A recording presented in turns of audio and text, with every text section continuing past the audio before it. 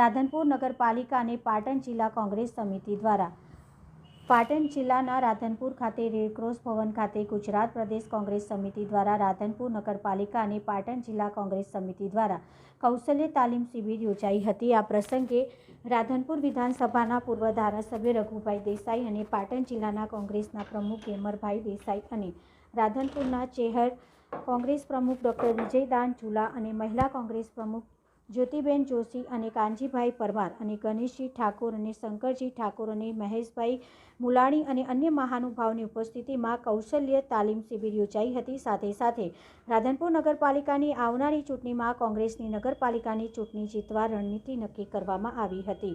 Reporter Manubhai Thakkar, Radhanpur. આજે અમારી તાલીમ શિબિર હતી।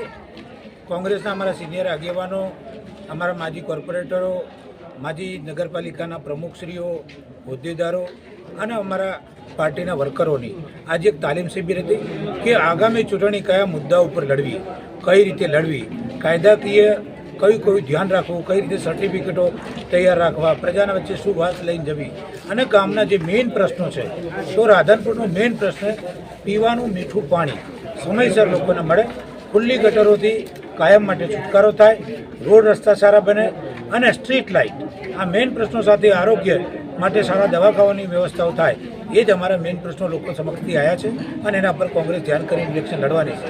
નગરપાલિકા 100% કોંગ્રેસની બનવાની છે। અમારી કોંગ્રેસની જે ટીમ છે અહીંયાની સ્થાનિક ખૂબ તાકાત કરી અને પ્લાનિંગ કરી રહી છે।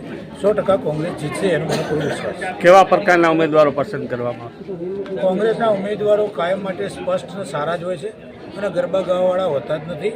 અમે લોકોના વચ્ચે કામ કરવાવાળા લોકો છીએ અને પ્રજાના સેવક તરીકે કામ કર્યું છે। એકદમ સનિષ્ઠ લોકો અને પાર્ટીની વિચારધારા સાથે જોડાયેલા લોકોની જ પસંદગી કરવામાં આવશે।